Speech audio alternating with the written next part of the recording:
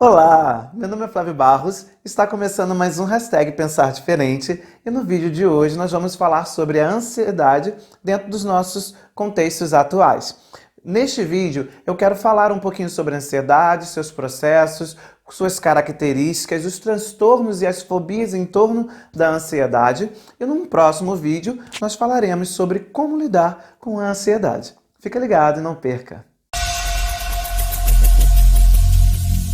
Antes da gente falar da ansiedade enquanto distúrbio ou fobia, a gente precisa entender a ansiedade como um sistema protetivo para a perpetuação da nossa espécie.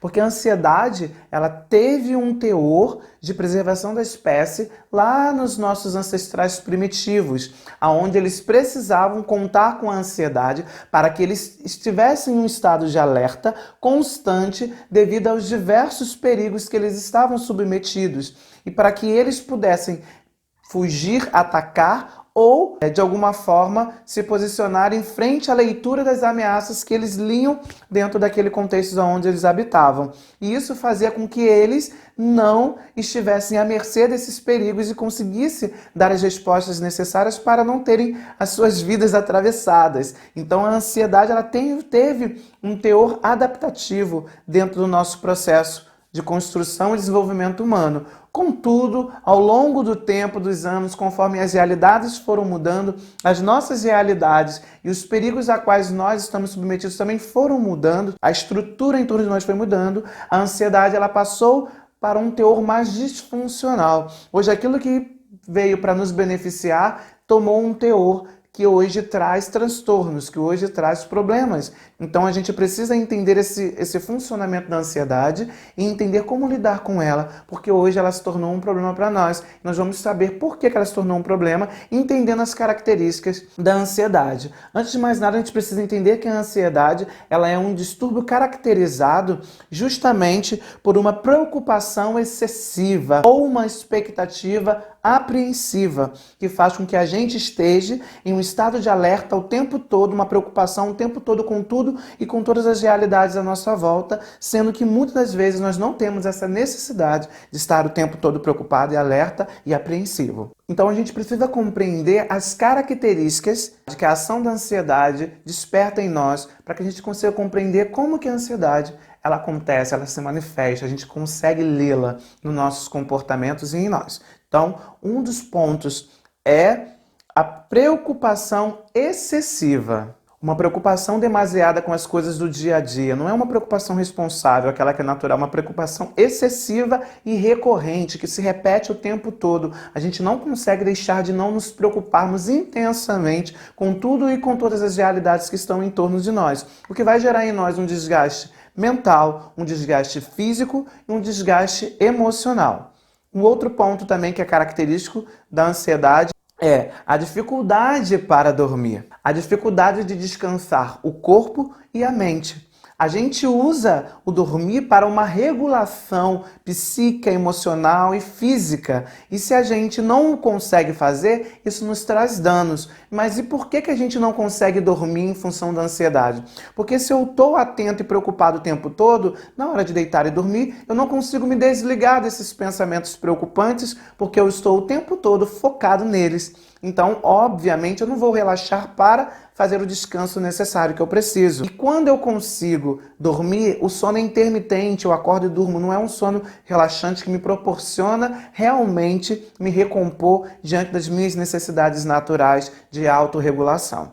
Outra característica é dores musculares. Por que as dores musculares nos compõem quando a gente está em processos de ansiedade? Porque a ansiedade nos leva a uma atenção. Lembra lá de autopreservação da espécie? Eles precisavam estar atentos. Então, ativava-se a ansiedade, há uma contração muscular, porque a gente precisa reagir, a gente precisa ter uma ação. A gente precisa fugir, atacar, a gente precisa se posicionar frente àquela ameaça que foi nos apresentada. Então há um enrijecimento, há uma contração muscular que pode gerar em nós dores musculares.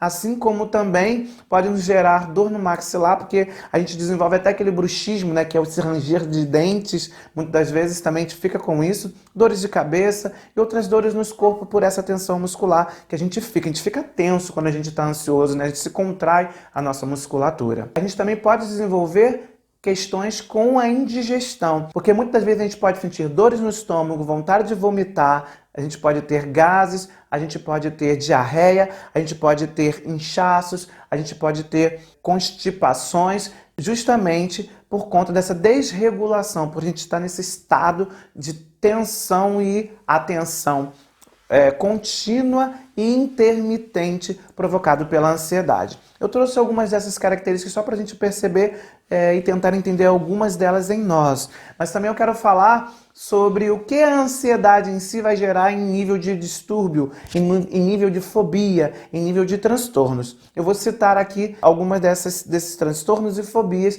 que muitas das vezes a gente pode também ser atravessados por elas. Nós temos uma fobia chamada TAG, que é o transtorno de ansiedade generalizado. Ele é causado por essa generalização de uma preocupação excessiva. Lembra que a característica das preocupações excessivas? A gente está o tempo todo ligado a tudo e todas as realidades à nossa volta. O tempo todo querendo pegar, perceber e estar atento a tudo, preocupado com o que eu não fiz, e o que vai me gerar, o problema que isso vai me trazer, o que amanhã vai ser, como vai ser, em torno de todas as realidades que eu vivo. Um outro transtorno que a gente conhece e sabe bem é a síndrome do pânico, que é marcada por diversos sintomas como medo da morte, angústia, medo de sair de casa, falta de ar, dor no peito, taquicardia e entre outros. Justamente por conta de uma gama de medos que a gente vai sentindo que vão gerando essas reações físicas, essas reações fisiológicas em nós. E pode ser lida, né, através desses sintomas que eu acabei de citar. A agorafobia também é um transtorno gerado justamente por pessoas que já viveram situações de crises por ansiedade ou pelo síndrome do pânico e ficam com um medo terrível de tornar a repeti-las. E aí elas leem os locais aonde essas crises podem ser novamente ativadas e elas começam a evitar, a não querer ir e estar nesses lugares, fazendo com que elas desenvolvam um outro problema, que é o isolamento social. Eu começo a não querer sair de casa por nada. A agorafobia é o medo de estar em locais que podem ativar os sintomas da ansiedade ou do síndrome do pânico. E a pessoa teme tanto que esses sintomas sejam ativados que ela prefere não sair de casa e se isolar. Um outro transtorno é o do TOC, o famoso TOC, né? A gente ouve falar muito sobre isso, que é o transtorno obsessivo compulsivo. Esse transtorno ele desencadeia em nós pensamentos obsessivos, como também comportamentos compulsivos. Obsessivos no sentido de que são pensamentos recorrentes e que a gente não consegue se desvencilhar. A gente pensa aquilo o tempo todo e é aquilo. E se torna como se fosse uma verdade para nós que a gente não consegue evitar, que vai fazer com que a gente tenha a necessidade de produzir imediatamente uma ação, um comportamento, que vai se tornar um comportamento compulsivo. Eu tenho um pensamento de que minha mão tem germes e que eu vou morrer contaminado por esses germes, então eu começo a ficar obsessivo por esses pensamentos. E aí eu começo a produzir um comportamento a partir desse pensamento obsessivo, que é de lavar as mãos. E aí, se eu tenho um pensamento que é recorrente, eu vou querer lavar as mãos várias vezes. E isso faz com que eu tenha a compulsão de lavar as mãos. Por isso, obsessivo compulsivo. E por último, as fobias. Seria um medo irracional de diversas coisas. Medo de pessoas, de animais, de situações, medo de bichos, medo de andar de avião, de metrô, de ir no elevador. Essas coisas mais comuns. Por exemplo, tinha uma pessoa que eu conheço que tinha medo de borboleta. Borboleta é algo que não tem um teor que traz dano para nós. Mas o fato da pessoa entender dentro da sua realidade que a borboleta é ameaçadora, traz medo, ela acaba se tornando fóbica. E aí ela entra num processo de ansiedade que faz com que ela esteja ativada ao ver uma borboleta como se a borboleta fosse um leão. Justamente pelo medo irracional que ela desenvolveu em torno da borboleta. Então esses são alguns dos transtornos que a gente pode ser acometido em função do processo de ansiedade e que a gente precisa realmente estar atento e que a gente precisa realmente olhar. A gente não pode tratar a ansiedade como bobeira ou como besteira ou como algo que é da minha cabeça e é porque eu sou uma pessoa frágil demais. Eu tenho que entender que a ansiedade ela é um componente da natureza humana e que pode gerar problemas em função de toda essa realidade interpretativa que eu tenho dos eventos, das situações, das coisas e da experiência de mundo que eu trago. E é fundamental a gente ter uma empatia muito grande, porque muitas pessoas pensam que o transtorno de ansiedade é uma expressão de uma falha de caráter, o que pode gerar culpa, o que pode gerar constrangimento. Às vezes quem detém esse transtorno ele se sente culpado, constrangido. E tem pessoas à sua volta reafirmando e o culpando por isso. Não, não se culpe. Isso não é uma falha do seu caráter. Isso não é simplesmente porque a culpa é sua.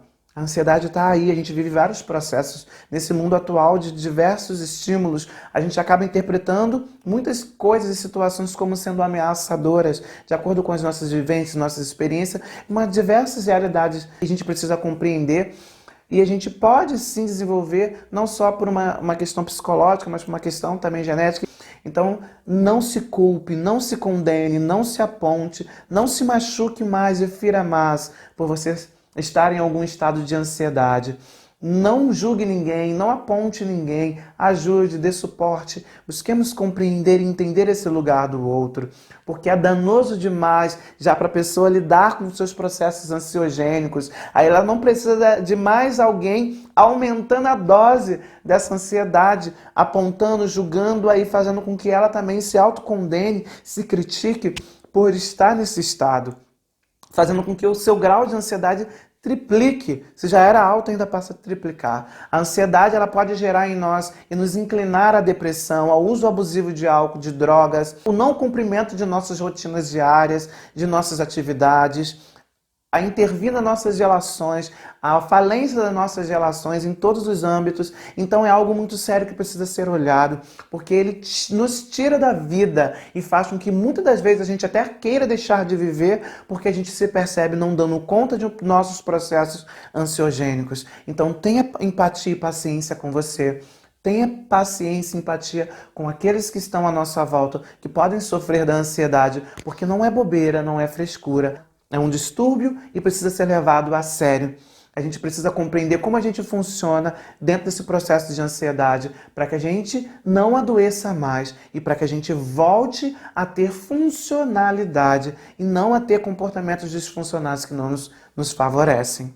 Então, que você possa realmente refletir sobre esses aspectos. Se você tiver dúvidas ainda sobre ansiedade, quiser conversar, pode me chamar. Minhas redes sociais é flaviobarros.psi, no Instagram, no Facebook. A gente pode conversar, dialogar, trocar uma ideia. Então a gente curta esse vídeo, compartilha com quem você puder, faça com que esse vídeo chegue a outras pessoas, se inscreva no nosso canal se você ainda não é inscrito e venha fazer parte aí do nosso grupo de pessoas que pensam diferente frente às nossas realidades humanas.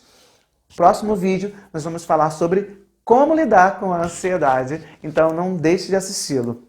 Um grande beijo, tchau, tchau e até o próximo vídeo.